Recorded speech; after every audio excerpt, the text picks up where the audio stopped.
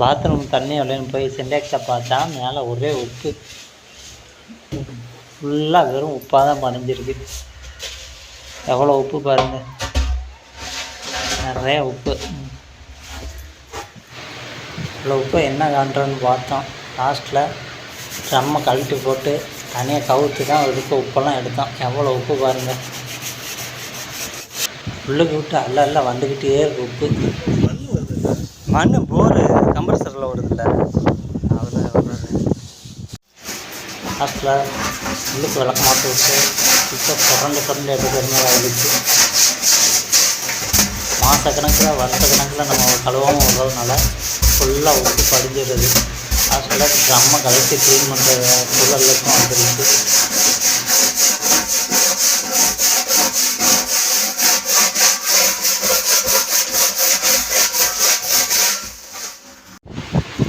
முடிஞ்ச அளவுக்கு உள்ளுக்கு சுரண்டி எடுக்கிறதுல இவ்வளோ உப்பு வந்துருக்கு பாருங்கள், எண்பது உப்பு.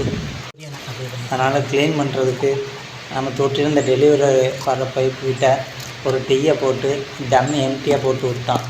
இதனால் என்ன பண்ணுறோன்னா அடிக்கடி மாதத்துக்கு ஒரு தடவையோ ஒரு 2-3 மாதத்துக்கு ஒரு தடவையோ வந்து நம்ம தொட்டி க்ளீன் பண்ணுறதுக்கு ஈஸியாக இருக்கும். நம்ம கேட் வாலுக்கு முன்னாடி வந்து அந்த டம்மியை போட்டு விட்டோம்னா மாதத்துக்கு ஒரு தடவை வந்து தொட்டி க்ளீன் பண்ணுறதுக்கு ஈஸியாக இருக்கும்.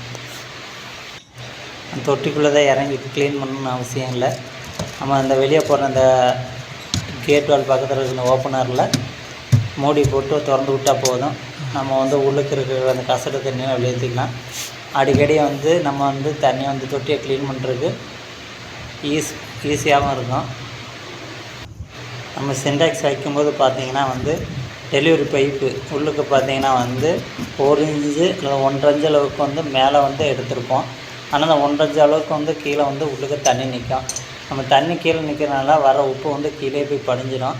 அதெல்லாம் வந்து நம்ம என்ன பண்ணுறோம்னா மேட்டை வந்து 2-3 மேட்டை வந்து சுற்றி ட்ரம்முக்கு ஆப்போசிட்டில் டெலிவரி பைப்புக்கு ஆப்போசிட்டில் கொஞ்சம் அடியில் வச்சு தூக்கி வச்சிட்டோம்னா வர்ற உப்பெல்லாம் வந்து தண்ணி வெளியே வர அந்த டெலிவரி பைப்புக்கிட்ட வந்து போய் நின்றோம்.